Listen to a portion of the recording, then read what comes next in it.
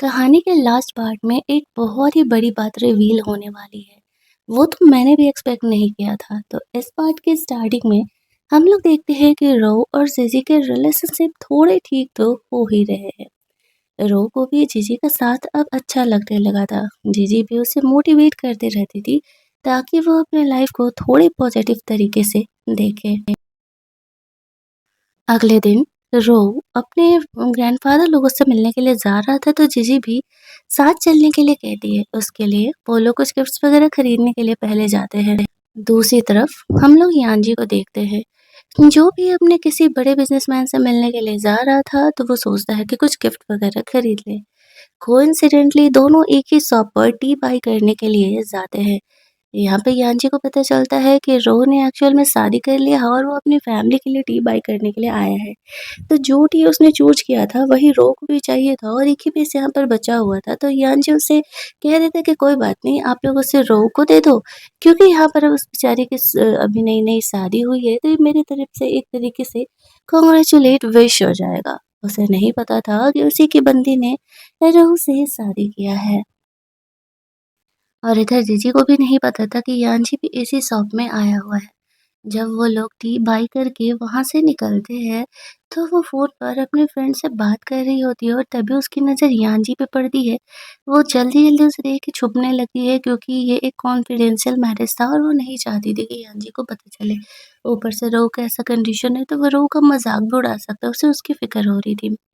यान्जी ने यहाँ पर अपने सेक्रेटरी को जीजी को कॉल करने के लिए बोला था। काफ़ी दिनों से दोनों के बीच कोई कॉन्टैक्ट नहीं था, लेकिन जीजी उसका भी फ़ोन नहीं उठा रही होती है। वो उन दोनों का ही नंबर ब्लॉक करने के इरादे में थी। इधर रोहू जीजी से पूछता है, इतनी घबरा क्यों रही हो? क्या वो तुम्हारा एक्स बॉयफ्रेंड है? जीजी कहती है हाँ, बट शादी से पहले मैंने उससे ब्रेकअप कर लिया था, तो तुम्हें इस बात की फ़िक्र करने की ज़रूरत नहीं है।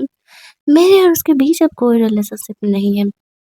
आफ्टर दैट यहाँ पर रोहू का बटलर बोल देता है कि मेरे बॉस की तबीयत ठीक नहीं है तो वो तुमसे अभी नहीं मिल सकता है। वो कह के वहाँ से चले जाता है। यान्जी को डाउट होता है कार में उसने जीजी को देखा क्या, बट फिर सोचता है कि नहीं, ऐसा कैसे हो सकता है। ऊपर से उसे इस बात से भी गुस्सा आ रहा था कि जीजी इतने दिन हो गए उससे कोई कांटेक्ट क्यों नहीं करी, आज तक ऐसा कभी नहीं हुआ था। दूसरी तरफ हम लोग देखते हैं कि बार बार उसके कॉल आने पर वो फोन कट किए जा रही थी। वो लोग उसके घर पहुँचते हैं फैमिली वालों से मिलने के बाद। जीजी से ग्रैंडफ़ादर तो अच्छे से बिहेव कर रहे होते हैं, लेकिन जो उसका अंकल यानी रो का अंकल और उनका बेटा था, वो लोग रो के साथ बहुत ही बुरे तरीके से बिहेव कर रहे थे। मतलब डायरेक्टली बुरा नहीं था, उनका हर बात-बात में कमेंट और ताना ही था और ये चीज़ जीजी नोटिस कर लेती है। जो उसका भाई था वो इतना बदमाश था कि रो को टी ऑफ़र करने के बहाने जानबूझ कर के उसके ऊपर टी गिराने वाला था। थैंकफुली यहाँ पर जीजी आ जाती है और वो बीच में ऐसे फ़ैन रख देती है जिससे कि टी रो के ऊपर नहीं गिरता है। थोड़ी देर बाद रो का भाई वहाँ से बाहर जा रहा था, वो अपने कार की छोड़ दिया था तो जीजी उससे मिलने के लिए जाती है। रो फॉलो करते हुए देखने के लिए जाता है जीजी क्या करने वाली है, तो जीजी भी उससे बदला लेने के लिए गलती से उसके मुंह पे है उसके कार की कीज फेंक देती है और कहती है जैसे मेरे हस्बैंड को टी ऑफर करते समय तुम्हारे हाथों से कीज स्लिप हुए थे, वैसे ही मेरे हाथों से भी कीज यहाँ पर स्लिप कर गए हैं, तो बेहतर होगा कि तुम भी इस बात को जान ही दो। रो इस चीज को देख करके हंसने लगता है क्योंकि वह समझ गया था कि जीजी उसे प्रोटेक्ट कर रही है। फिर वो लोग घर के अंदर जाते हैं। रो का भाई जीजी का कंप्लेन कर रहा था, लेकिन उससे पहले ही जीजी जाके कंप्लेन करने लगती है, तुम्हारा छोटा भाई देखो ना मुझे ब्लेम कर रहा है, वो तो गलती से मेरे हाथों से चाबी ऐसे गिर गया था। अब सब समझ तो रहे थे लेकिन कोई कुछ वहाँ पर करता नहीं है। रो का अंकल इस बात को रफ़ा-दफ़ा करने के लिए बोल देता है। ग्रैंडफ़ादर की वज़ह से वो रो से हमेशा ही जेलस रहता था क्योंकि वो ब्लाइंड है, फिर भी लाइफ़ में उससे काफ़ी अच्छा कर रहा है और यहाँ पर प्रॉपर्टी वग़ैरह भी उसे मिल रही है।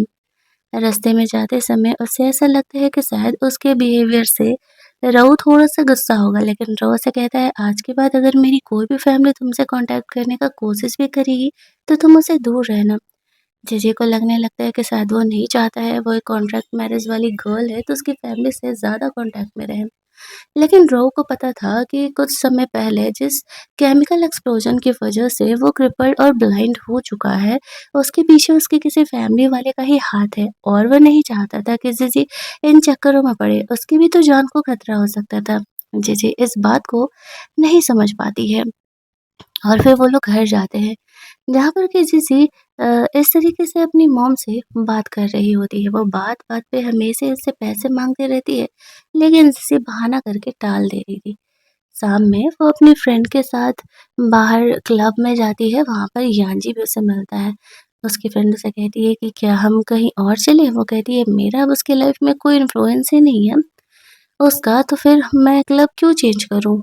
हम वैसे भी यहाँ पर इतना समय नहीं है बार-बार चेंज करने का, ड्रिंक करके चलते हैं। वो लोग बगल वाले टेबल पे बैठ जाते हैं और ऐसे इग्नोर कर रहे थे जैसे कि कोई है ही नहीं वो।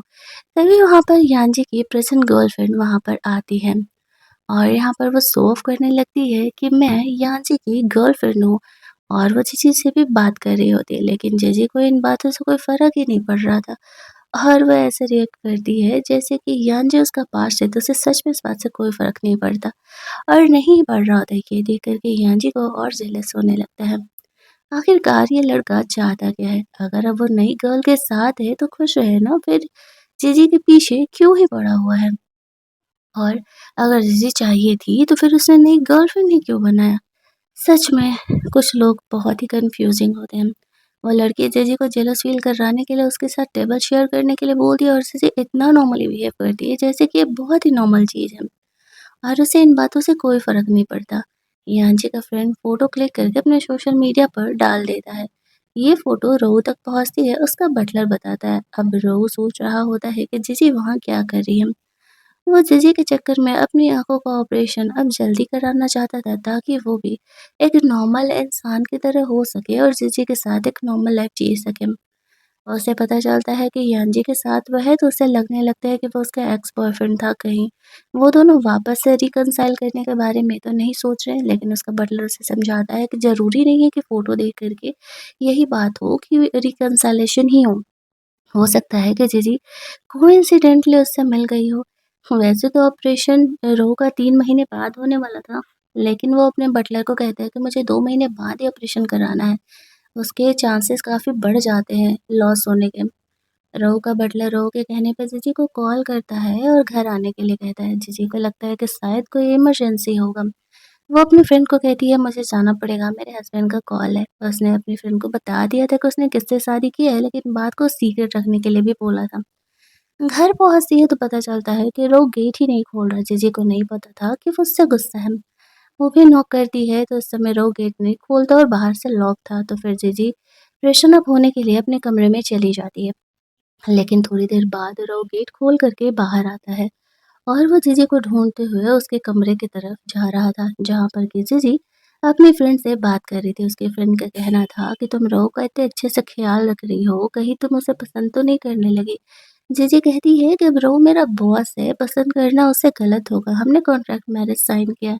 अब रो यहाँ पर सोचता है कि लाइफ में मुझे सिर्फ़ एक ही लड़की चाहिए थी जीजी, और वो भी मुझे ऐसे बेचारगी वाले कंडीशन में ट्रीट कर रही है, मैं इतना बेकार क्यों हूँ? वो खुद को ही गलत समझ रहा होता है। जीजी को लगता है कि कोई गेट पर है क्या? वो जाती है देखने के लिए, लेकिन कोई नहीं था। रो अपने कमरे में जा चुका था। उसे नहीं पता था कि उसने उसकी और उसकी फ्रेंड की बातों को सुन लिया था। थोड़ी देर बाद उसकी मॉम पैसे माँगने के लिए कॉल करती है। जीजी ने उनसे झूठ बोल के रखा था कि उसने इस फैमिली के एक बूढ़े इंसान से शादी किया है और थोड़े बहुत पैसे वो अपनी मॉम को दे कर के उससे पीछा छुड़ाने का प्लान कर रही थी, ताकि यहाँ पर वो बहुत ज़्यादा पैसे रो से ना ऐंठ सके। उन्हें पता चलेगा कि एक्चुअल में रो से उनकी शादी हुई है जो कि इतना रिच है, तो वो बहुत ज़्यादा ही पैसे की डिमांड करने लगेगी। दैट्स व्हाई जीजी ने ये चीज़ झूठ बोला था। उसकी मॉम के कॉल पर वो कह देती है कि उसके घर वाले बहुत ही मारते-पीटते हैं। उसकी मॉम को इस बात से कोई फ़र्क नहीं था। अगले दिन वो जीजी से मिलने के लिए जाती है। जीजी जानबूझ करके ऐसे फेक मेकअप करके गई थी ताकि उसकी मॉम को यही बात सच लगे। 80 मिलियन का चेक भी लेकर के गई हुई थी। अब उसकी मॉम वो 80 मिलियन का चेक ले लेती है और कहती है, जल्द से जल्द उस बूढ़े इंसान के बेबी को लेकर के तुम प्रेग्नेंट हो जाओ ताकि वो ज़्यादा पैसे दे सके। क्या दुनिया में ऐसी भी बुरी माँ हो सकती है, या फिर ये ड्रामा में ही चूज़ कर कर के बनाया गया है? अब उसकी मॉम के वहाँ से जाती ही जीजी सोचती है कितनी बुरी औरत है ये। इसे मेरा चोट नहीं दिखा, इसे सिर्फ़ अपने पैसे दिखे। वो मेकअप करके ऐसे आई थी। फिर जब वो घर जाती है तो सुनती है कि रो को एक 24/7 के लिए नर्स चाहिए जो कि उसका ख़्याल रख सके, लेकिन रो मना कर रहा था, उसे लोगों की सिम्पैथी नहीं चाहिए। जीजी ये बात सुन के कहती है कि मैंने कॉन्ट्रैक्ट मैरिज साइन क्यों किया है? इसीलिए ना मैं तुम्हारा ख्याल रखना चाहती हूँ, लेकिन रो उसे मना कर देता है।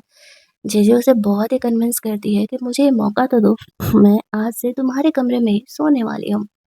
वो फ़ोर्सफुली रो को कैसे न कैसे करके मना ही लेती है। रो का ख़्याल रखने के लिए उसे 24/7 उसके साथ रहना पड़ेगा ना, इसलिए वो इसी कमरे में शिफ्ट होना चाहती थी। अब यहाँ पर खाना-वाना खाने के बाद रात में जब सोने जाने की बारी आती है, तो जीजी सोची थी कि वो क्या करे। रो यहाँ पर आते ही ड्रेस चेंज करने लगता है और जीजी को लगा था कि शायद उसे नहीं पता है कि वो कमरे में है, लेकिन रो को पता था। वो बोलता है कि मैं 1 घंटे में सोने जाऊँगा। जीजी और ज़्यादा ही ऑकवर्ड हो जाती है। और इस तरीके से वो फ्रेशन अप होकर के आती है, तो यहाँ पर वो रो को देखती है। ना जाने क्यों उसे ऐसा लगता है कि शायद वो रो को पहले से जानती है। रो भी उसे जानबूझ कर के थोड़ा-बहुत छेड़ रहा था। रात में सोते समय जब रो की नींद खुलती है, तो वो देखता है कि जीजी कमरे में नहीं है। उसे लगता है कि शायद वो उसे छोड़ के चली गई, लेकिन जीजी बाहर सोफ़े पे सो रही थी रूम में ही, ताकि रो का नींद डिस्टर्ब ना हो। वो कहता है, "नहीं, मेरी नींद डिस्टर्ब नहीं होगी, तुम बेड आके शेयर कर सकती हो।" वो चुपचाप बगल में सो जाती है। अगली सुबह जब वो जगती है, तो देखती है कि रो कितना हैंडसम है। तभी वहाँ पर रो की सिस्टर कमरे में आ जाती है। वो रोज़ से मिलने के लिए आई थी। वो रो और जीजी के रिलेशनशिप को काफ़ी ज़्यादा सपोर्ट कर रही थी और बहुत ही अच्छी थी। रो को वो कहती है कि मुझे तुमसे कुछ बिज़नेस से रिलेटेड बात करना है। जल्दी से रेडी-वेडी होकर के बाहर आ जाना। अब जीजी यहाँ पर शाय फ़ील करने लगती है, रो की बहन के अचानक से ऐसे कमरे में आने की वजह से। जब वो अपने बहन से मिलने के लिए जाता है, तो 2 बारे में वो बात करने आई थी। पहले रो के साथ ये सब कुछ किसने किया, और दूसरी कि रो के लिए कोई ट्रीटमेंट अवेलेबल है या नहीं है। रो अब जीजी की वजह से जल्द ठीक होना चाहता था, ताकि वो उसके साथ एक नॉर्मल लाइफ़ स्पेंड कर सके।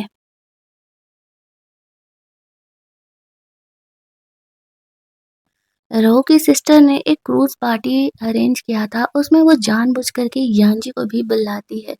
उसने रो को कहा था, वो तुम्हारा लव राइवल है, तुम्हें उसे नीचा तो दिखाना होगा। तो वो अपनी बहन को उस पार्टी में लेकर जाने के लिए रेडी हो जाता है। उसी पार्टी में जीजी अपनी फ्रेंड के साथ भी आई हुई थी। और यहाँ पर यान्जी की बहन जीजी को इंसल्ट करने का कोई मौका नहीं छोड़ रही थी। पहले यान्जी की वज़ह से जीजी चीज़ों को बर्दाश्त किया करती थी, लेकिन अब वो चुप नहीं रहने वाली थी। तो वो पलट के उसे जवाब देती है कि मैंने तुम्हारे भाई से ब्रेकअप कर लिया है, तो फिर मुझे परेशान करना तुम लोग बंद करो। तभी वहाँ पर यान्जी आ जाता है और वो अपनी बहन पर गुस्सा करने लगता है कि वो उसके लिए हमेशा ही पंगे क्रिएट क्यों करते रहती है। शांति से अपना काम करे ना। यहाँ पर इस तरीके से हम लोग देखते हैं कि वो जीजी से बात करना चाह रहा था, लेकिन जीजी उसे बिल्कुल इग्नोर कर देती है और वो उसे ध्यान में नहीं देती। उसका उसके साथ अब कोई रिलेशन नहीं था। उसे ऐसा लगता है कि शायद वो उसे फ़ॉलो करते-करते यहाँ आई है, क्योंकि जीजी का तो कोई इस फैमिली से रिलेशनशिप हो ही नहीं सकता है। इसके बाद वो लोग ऑक्शन अटेंड करने के लिए जाते हैं, जहाँ पर कि ऑक्शन में रो भी आया हुआ था और वो कुछ और चीज़ों को बाय करने के लिए सोच रहा था जीजी के लिए। यहाँ पर एक अच्छा-सा नेकलेस आता है, यांची की सिस्टर उसे उसके लिए बाय करने के लिए बोलती है, लेकिन वो उसके लिए बाय करना छोड़ कर के यहाँ पर जीजी के लिए उसे खरीद लेता है। लेकिन उसके बाद एक बड़ा-सा रिंग जो कि काफ़ी खूबसूरत है, वो यहाँ पर आता है, और जब वो दोनों रिलेशनशिप में थे, तो जीजी ने उसे वो रिंग बाय करने के लिए बोला था। तो वो अब उस रिंग को खरीदने का सोचता है। लेकिन वो रिंग रो भी जीजी के लिए खरीदना चाह रहा था। अब ऑब्वियस सी बात है कि रो के पास बहुत ज़्यादा पैसे हैं, तो रिंग वही बाय करेगा।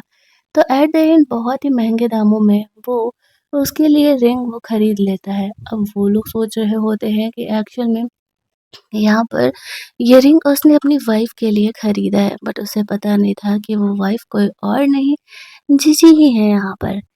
वो लोग ये ऑक्शन पार्टी खत्म होने के बाद क्रूज़ पर ही एक नॉर्मल पार्टी अटेंड करने के लिए चले जाते हैं, जहाँ पर कि रो और जीजी दोनों साथ-साथ में थे। ये देख कर के यान्जी को थोड़ा डाउट होने लगता है कि रो जीजी के साथ फ्लर्ट कर रहा है, और रो एक्चुअल में जीजी के साथ फ्लर्ट तो कर रहा था, और जीजी सोच रही थी कि शायद गलती से उसने उसके हाथों को टच कर दिया होगा। अब यहाँ पर जो रो था, वो जीजी को वो रिंग गिफ्ट करता है। जीजी ने एक्सपेक्ट नहीं किया था कि उसने 350 मिलियन का इयररिंग उसके लिए खरीदा होगा। लेकिन उसने तो यान जी को नीचा दिखाने के लिए इतने महँगे दामों में ज़बरदस्ती ये रिंग जीजी के लिए बाय कर लिया था। अब जब जीजी को वो रिंग देता है तो जीजी काफ़ी इम्प्रेस हो जाती है। यान जी जीजी से कहने लगता है कि तुम रो को ऑफेंड नहीं कर सकती हो, तुम उसका रिंग उसे लौटा दो, तुम्हें पता है ना कि वो मैरिड है। रो कहता है ये रिंग मैंने खरीदा है और ये मेरी मर्ज़ी है कि मैं रिंग किसे देना चाहता हूँ। तो फिर तुम्हें क्यों आग लग रहा है? इतने महँगे रिंग अगर मैं जीजी को देता हूँ तो ये मेरी प्रॉब्लम है। रो को जीजी वहाँ से जाने के लिए कहती है और कहती है कि जब उनका ब्रेकअप हो गया है तो वो बार-बार उसके लाइफ़ को क्यों ही डिस्टर्ब करने का कोशिश कर रहा है। दूसरी तरफ जीजी के बारे में इन्वेस्टिगेट करने के बाद रो की सिस्टर को पता चलता है कि रो और जीजी पहले भी मिल चुके हैं और यहाँ पर जीजी के एक्सीडेंट के बाद शायद उसका मेमोरी लॉस हो चुका है, इसी वजह से वो रो को पहचान नहीं रही है और रो को ये बात तो नहीं पता ना कि जीजी का भी मेमोरी लॉस हुआ है, इसी वजह से उसे ऐसा लगता है कि अब वो क्रिपल्ड हो चुका है तो जीजी उसे पसंद नहीं करती है। तभी वहाँ पर जीजी सोचती है कि शायद रो को उसे वो रिंग लौटा देना चाहिए। तो वो उसके कमरे में जाती है, वो कहता है कि बोलो कैसे आना हुआ? जीजी उसे बोलती है कि एक्चुअल में आई नो कि तुमने सिर्फ़ और सिर्फ़ यान जी को नीचे दिखाने के लिए इतना महँगा वाला रिंग मेरे लिए खरीदा था। बट मुझे नहीं लगता है कि मैं ये रिंग रखना डिज़र्व करती हूँ। ऑलरेडी ये कॉन्ट्रैक्ट मैरिज की वज़ह से तुमने मुझे इतने सारे पैसे दिए हैं और अब मैं वो पैसे और एक्स्ट्रा नहीं लेना चाहती। इसी वज़ह से ये रिंग मैं तुम्हें लौटा रही हूँ। जब तुम ठीक हो जाओगे और अपने रियल लव से मिलोगे तो उसे वो रिंग दे देना। ये बातें सुन के रोहू को थोड़ा-सा बुरा लगता है क्योंकि वो ही तो उसकी रियल लव थी और उसी के लिए तो उसने ये रिंग खरीदा था। तो फिर अब वो रिंग किसे देने के लिए कह रही है? वो रिंग को रो जीजी को रोकने का कोशिश करता है ताकि कुछ देर वो और टाइम उसके साथ स्पेंड कर सके। थोड़ी देर बाद जीजी की मॉम उसे कॉल करती है और पैसे का डिमांड करती है, लेकिन जीजी उसे कहती है कि मॉम मैंने कहा ना कि मेरा बूढ़ा पति अभी और पैसा मुझे देने के लिए तैयार नहीं है। तो फिर मैं आपको पैसे कहाँ से दूँ? फ़ोन रखते ही यहाँ पर यान जी आ जाता है, जीजी को परेशान करने के लिए और वो उसे कहती है कि जब मैंने तुमसे ब्रेकअप कर लिया तो पीछे छोड़ो मेरा। यान जी कहता है कि मैं तुमसे ब्रेकअप करने के लिए हाँ नहीं कहा था। जीजी कहती है ओह! तो फिर तुमने नया गर्लफ्रेंड क्यों बनाया? यान जी के पास इन बातों का जवाब नहीं था, दोनों के बीच लड़ाई झगड़े में यान जी गलती से नीचे गिर जाता है। तब तक यहाँ पर उसका फ्रेंड आता है और वो जल्दी-जल्दी उसे बचाता है। एक तरफ यानजी भी यहाँ पर एडमिट था पानी में गिरने की वज़ह से, हालाँकि वो ठीक था और दूसरी तरफ ऐसे ट्रैवल की वज़ह से रो की भी तबीयत ख़राब हो जाती है। यानजी का फ्रेंड जीजी को मैसेज डालता है कि वो आपसे बहुत प्यार करता है, उसकी तबीयत ख़राब है, आ जाने के लिए, देखने के लिए, लेकिन जीजी उसे छोड़ कर के अपने हस्बैंड रो के साथ रहती। डॉक्टर्स उसे बताते हैं कि यहाँ प्रेशर बहुत ज़्यादा है, दैट्स व्हाई रो की तबीयत थोड़ी ख़राब हो गई है, हमें इसका एक्स्ट्रा केयर करना पड़ेगा। उसकी सिस्टर उससे कहती है मुझे ऐसा लगता है कि मैंने तुम्हें पहले भी कभी देखा है। तुम ऑस्ट्रेलिया वगैरह गई हो क्या? वहाँ पर ऐसे वॉलिन कॉम्पिटिशन वगैरह में पार्टिसिपेट करने के लिए? जीजी कहती है हाँ, मैं गई तो थी, लेकिन लौटते समय मेरा एक कार एक्सीडेंट हो गया और उस एक्सीडेंट के बाद 3 महीने मैं कोमा में रही। जब मुझे होश आया तो मुझे काफ़ी कुछ चीज़ें याद नहीं थी और मैं यहाँ अपने घर पर थी। तो उसकी सिस्टर समझ जाती है क्या बात है। वो लोग यहाँ पर रो का केयर कर रहे थे। और यहाँ पर ज़ेज़ी रो को कन्विंस करने का कोशिश करती है कि वो उसे इस तरीके से ट्रीटमेंट के समय उसके साथ रहने का मौका दे क्योंकि उसे पता है कि रो को एक इंसान की सिंपैथी की ज़रूरत है। अब उसे इतने प्यार से मनाती है कि रो फाइनली मान जाता है। वो जानता था कि वो जीजी को कभी मना नहीं कर सकता। लेकिन उसे ये बात नहीं पता था कि जीजी उसे भूल चुकी है। उसे ऐसा लगता था कि वहाँ से आने के बाद उसने बिना उससे कुछ बोले ही उससे ब्रेकअप कर लिया। दैट्स व्हाई यहाँ पर वो उसके साथ थोड़ा उखड़ा-उखड़ा सा शुरुआत में रहता था, वो उससे गुस्सा जो था। लेकिन जैसे यहाँ पे रो के साथ अपने रिलेशनशिप को ठीक करना चाह रही थी, इधर यान जी का फ्रेंड बार-बार जीजी को कॉल कर रहा था, लेकिन वो कह रही थी मुझे उससे कोई रिश्ता-नाता नहीं है, कोई मतलब नहीं है, तो मुझे परेशान करना बंद करो। अगले दिन यान जी जीजी से मिलता है, तो जीजी उस समय रो से बात कर रही थी। यान जी को वो डाँटते हुए कहती है कि मैंने किसी और से शादी कर लिया है और मेरा हस्बैंड मुझसे बहुत ही प्यार करता है। मैं खुश हूँ इस रिलेशनशिप से, तो तुम्हें भी मूव ऑन कर जाना चाहिए। यहाँ पे यान जी को थोड़ा बहुत इस बात का हिंट तो मिल रहा था कि जीजी ने किसी से शादी कर ली, बट उसे ऐसा लग रहा था उसकी फैमिली ने उसे ये शादी करने के लिए फ़ोर्स किया होगा, दैट्स व्हाई उसने ऐसा किया होगा। उसके जाने के बाद वो कुछ देर यान जी रो से बातें करती है और फिर फ़ोन रख देती है। इसके बाद हम लोग देखते हैं कि जब वो घर जाती है तो रोज़ से कहता है कि तुम चाहो तो कंपनी में हमारी जॉइन कर सकती हो, घर पे बैठे-बैठे तुम बोर भी होते रहती हो। जीजी ये बात सुनते ही खुश हो जाती है, उसने यान की कंपनी से रिज़ाइन किया था तो उसे घर पर मन नहीं लगता था। रो इस बात को जानता था कि वो घर पर बैठने वाली लड़की नहीं है, बट वो कहती है कि वो खुद इंटरव्यू पास करना चाहती है। उसे उसका हेल्प नहीं चाहिए, रो रेडी हो जाता है। नेक्स्ट डे वो कंपनी में इंटरव्यू देने के लिए जा रही थी, रो उसे ऑल द बेस्ट विश करने के लिए फ़ोन करता है। यान्जी और उसके सिस्टर भी देखते हैं कि जीजी यहाँ पर जॉब के लिए आई हुई है। अब यान्जी के सिस्टर अंदर अंदर जाकर के जीजी का मज़ाक उड़ाने लगती है, उसके पास इतना कहाँ टैलेंट है, इतनी बड़ी कंपनी में उसका जॉब हो जाए। उसे कहाँ पता था कि ये चाहे तो कंपनी की सीईओ बन सकती है, उसका हस्बैंड इस कंपनी का ओनर है। इंटरव्यू देने के बाद जब वो लोग लौट रहे होते हैं तो रोहू जीजी को रिसीव करने के लिए आता है। यानजी भी उससे बात करने के लिए आता है और उसे कंपनी में वापस चलने के लिए बोलता है, लेकिन जीजी उसे साफ तौर से मना कर देती है। रोहू वापस से यहाँ पे आके जीजी का सपोर्ट करता है, तो यानजी को उसे कह रहा होता है कि तुम्हारी ऑलरेडी एक वाइफ है, फिर भी तुम मेरी फियांसे के पीछे क्यों पड़े हो? रोहू कहता है जितना मुझे तुम्हारे रिलेशनशिप के बारे में पता है, तो जीजी से तो तुम्हारा ब्रेकअप हो चुका है, तो फिर काहे का फियांसे? जो यान्जी की सिस्टर थी वो जानबूझकर के रहू का इंसल्ट कर रही होती है, तो वो उसे अपने सेक्रेटरी से थप्पड़ मरवा देता है और यान्जी को कहता है कि अपनी इस चमची को थोड़ा कंट्रोल में रखो और अगर नहीं रखोगे तो तुम्हारी फैमिली के लिए सही नहीं होगा। ये बात तो तुम काफ़ी अच्छे तरीके से जानते हो, है ना?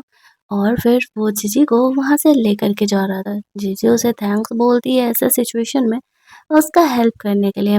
जब ये दोनों यहाँ रोमांस कर रहे थे तो जीजी को फ्लैशबैक में ऐसा लग रहा था जैसे कि वो रो के साथ पहले भी मिल चुकी है, लेकिन उसे उसकी मेमोरी क्यों नहीं याद है। वो इन्हीं बातों को लेकर के काफ़ी कंफ्यूज थी। घर जाने के बाद जीजी बताती है कि फाइनली उसका जॉब में सिलेक्शन हो गया है और वो बहुत ही खुश है। उसने तो कुछ नहीं बोला ना कंपनी में। रो कहता है अरे नहीं, मेरी वाइफ इतनी टैलेंटेड है कि मुझे वहाँ पे सिफारिश करने की ज़रूरत ही नहीं है, तुमने तो खुद ही चीज़ों को संभाल लिया।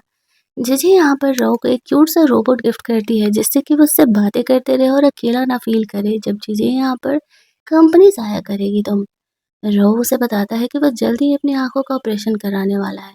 अगले दिन जब रो की सिस्टर और उसके फियांसे से जो कि रो का दोस्त है जिसे मिलती है तो उसे हॉर्स राइडिंग कराने के लिए लेकर के जाते हैं। वो लोग जानबूझ करके उसे उसी प्लेस पे लेके जाते हैं जहाँ पर कि वो और रो पहले गए हो सकते हैं, क्योंकि उसे लग रहा था कि अगर इसे मेमोरी लॉस हुआ है तो ऐसी जगहों पर जाकर के शायद उसे चीज़ें याद आ जाएँगी। और वहाँ का जो हॉर्स था वो जीजी को देख कर के काफ़ी अपनापन से बिहेव करने लगता है जैसे कि वो उसे काफ़ी लंबे समय से जानता हो। जीजी भी ये देख कर के थोड़ा शॉक हो जाती है। आफ्टर दैट वो हॉर्स राइडिंग वहाँ पर करती है जिससे कि बहुत ही अच्छा फ़ील होता है उसे। बहुत दिनों बाद ही वो इतना अच्छा फ़ील कर रही थी। और इधर हम लोग देखते हैं कि यहाँ जी सोच रहा होता है कि जीजी क्या सच में उसे छोड़ दी। वो अपना दूसरा नंबर चेंज करके जीजी को कॉल करता है, लेकिन जैसे उसे पता चलता है कि एक्चुअल में वो यहाँ पर यांची का नंबर है तो वो फ़ोन ही कट कर देती है, क्योंकि उससे अब इन बातों से कोई मतलब नहीं था। अगले सीन में वो रो की कंपनी में जाकर के अपने काम को संभाल रही होती है और बहुत ही अच्छे तरीके से चीज़ों को हैंडल आउट कर रही थी। लेकिन उस हॉर्स राइडिंग प्लेस की वजह से उसे काफ़ी सारी चीज़ें फ्लैशबैक में याद आ रही होती है, जैसे कि वो रो को पहले से जानती है और उसका कोई ना कोई कनेक्शन तो है। वो चीज़ों को अब कनेक्ट करने का कोशिश कर रही थी और अपनी खोई हुई मेमोरी को जानने का कोशिश कर रही थी। वहाँ से लौटने के बाद वो यान्जी के साथ रिलेशनशिप में आई थी, इसी वजह से यान्जी को भी इस रिलेशन के बारे में कुछ भी नहीं पता था। अगले सीन में जीजी कंपनी की मीटिंग संभाल रही होती है। रो की सिस्टर तो उसके सपोर्ट में थी, लेकिन कुछ लोग उसके अगेंस्ट में थे। वीडियो कॉल पे रो ही चीज़ों को देख रहा होता है और वो भी वहाँ पर जीजी को सपोर्ट कर देता है। सबको यहाँ पर पता चल जाता है कि जीजी और रो एक्चुअल में हस्बैंड वाइफ हैं। यहाँ पर जीजी जो है वो रो की सिस्टर से भी बातें करती है कि मुझे ऐसा लगता है कि मैंने कुछ इम्पोर्टेंट ही खो दिया है। वो कहती है ठीक है, मैं तुम्हारी कुछ हेल्प करने की कोशिश करती हूँ। फिर वो रोज़ से मिलने के लिए कंपनी में जाती है। वो काफ़ी दिनों बाद कंपनी यहाँ पर वापस आया था और वो जीजी की वजह से ही वापस आया था। वो कहता है तुम्हें कंपनी में कोई परेशान तो नहीं कर रहा है? जीजी कहती है कि नहीं, अब जब सबको पता है कि तुम मेरे हस्बैंड हो तो कोई परेशान नहीं कर रहा है। वो उसके मॉम के बुलाने की वजह से उनके घर जाती है और साथ ही में जीजी को अपनी पुरानी कुछ मेमोरीज भी लेने थे, पुराने सामान भी लेने थे। वो देखती है कि उसके कमरे को उन्होंने स्पा सेंटर ऐसे बना दिया। जीजी स्टोर रूम में जाती है अपने सामान को लेने के लिए, उसे कुछ-कुछ चीज़ें देख के कुछ-कुछ चीज़ें याद आ रही थी। तभी उसकी मॉम उसे फ़ॉलो करते-करते आ जाती है और कहती है कि वो यहाँ क्या कर रही है?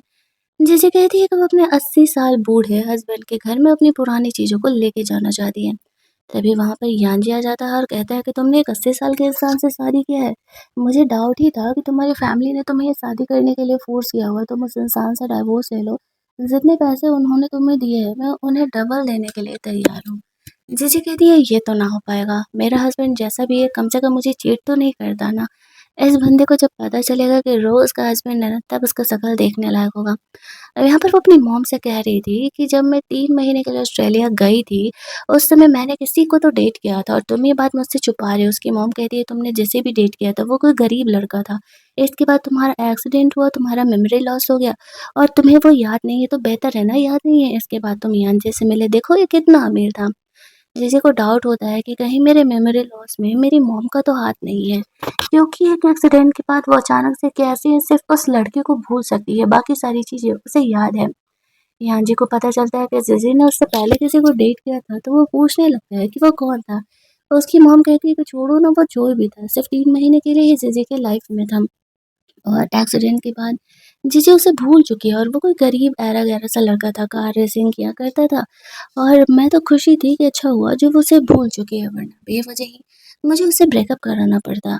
जीजी को डाउट हो रहा होता है, वो अपनी चीज़ों को वहाँ से लेकर के घर पहुँच जाती है। घर पहुँचती है तो वो रोज़ से मिलती है।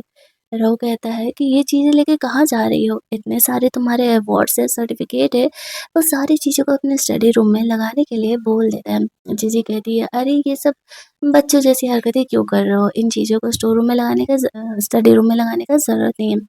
वो कहते हैं, "क्यों ज़रूरी नहीं है? तुम वाइफ़ हो मेरी, हमारे जो बेबीज़ होंगे तो वो देखेंगे ना कि मेरी मॉम भी कितनी आउटस्टैंडिंग है, उन्हें इतना सारा रिवॉर्ड वग़ैरह मिला हुआ है।" और उसने ख़ैर कभी एक्सपेक्ट नहीं किया था कि एक्चुअल में यहाँ पे सच में रोहित इन बातों का इतना ज़्यादा ध्यान देने वाला है। यहाँ पर जो जिज़ी थी उसे कुछ ख़ास चीज़ें नहीं मिल पाती है, उसकी सिस्टर यहाँ पर आती है और बताती है कि रो के लिए फाइनली एक ट्रीटमेंट मिल गया जिसके साइड इफ़ेक्ट बहुत कम है और रो का पैर एक्चुअल में ठीक हो सकता है। ये बात सुन कर के रो और जिज़ी दोनों ही खुश हो जाते हैं। रो तो खुश था क्योंकि वो जिज़ी के साथ अब एक नॉर्मल इंसान की तरह लाइफ़ बिता सकता था। और वो दोनों इस ऑपरेशन के लिए काफ़ी ज़्यादा एक्साइटेड थे और जल्द से जल्द इस प्रोसेस को पूरा करना चाहते हैं। जैसे उन सामान को वहाँ से लेकर के जाती है। आज तक उसके लाइफ में कभी भी किसी ने इस तरीके से उसे अप्रिशिएट नहीं किया था और रो उसे इतना ज़्यादा ध्यान दे रहा था, तो वो कहीं न कहीं रो को वापस से पसंद करने लगी थी। उस बॉक्स में जीजी को एक लॉकर का कीज़ मिलता है। वो अपने फ्रेंड को भी उस कीज़ के बारे में पता करने के लिए बोलती है कि ये किस जगह के लॉकर का की है और इंटरनेट पर भी इसके बारे में सर्च कर रही होती है। वो बिना ध्यान दिए वॉशरूम में एंटर कर जाती है जहाँ पर कि रो पहले से नहा रहा था। वो सोचती है कि शायद उसे पता नहीं चला होगा, लेकिन रो कहता है मुझे पता है कि पिछले 1 मिनट से तुम यहाँ कमरे में हो। जीजी शर्माते हुए कमरे में सोने के लिए चली जाती है। रो से कहता है एक बार मुझे ठीक हो जाने दो, फिर हम एक नॉर्मल कपल की तरह रहेंगे, बाहर घूमने वगैरह जाएँगे, डेट्स पर जाया करेंगे। जीजी के लिए रो का हेल्दी रहना ठीक है। नेक्स्ट डे वो कंपनी में अपनी मीटिंग अटेंड कर रही होती है। रो का अंकल भी यहाँ पर आया हुआ था। मीटिंग के बाद जब वो लोग लौट रहे थे तो वो जीजी को याद दिलाता है 4 साल पहले जीजी ने उसकी जान बचाई थी। जीजी को याद आता है कि हाँ, उसने किसी इंसान की जान तो बचाई थी, लेकिन वो उसके अंकल को देख के पहचान नहीं पाती है कि एक्चुअल में वो उसका अंकल ही है और उसने जीजी को तभी पहचान लिया था जब वो रो के साथ घर आई थी तो। वो बंदा जानबूझ कर के जीजी के साथ फ्लर्ट कर रहा था, लेकिन तभी यहाँ पे रो आ जाता है, तो वो टॉपिक को घुमा देता है। जीजी को समझ नहीं आता कि सच में ठरकी है या फिर वो रो को परेशान करने के लिए ऐसा कर रहा है। उसका अंकल रो की कंपनी हथियाने के लिए कुछ भी करने के लिए तैयार था, कुछ भी मतलब कुछ भी। वो तो आपको कहानी के एंड में पता चल ही जाएगा कि उसने कितना घटिया चाल चला है। इसके बाद ये दोनों आपस में डिस्कस कर रहे थे कि बस रो की आँखें जल्दी से ठीक हो जाए। जो आँखों का ऑपरेशन है उसका सक्सेसफुल होने का केवल 30% ही चांसेज़ है।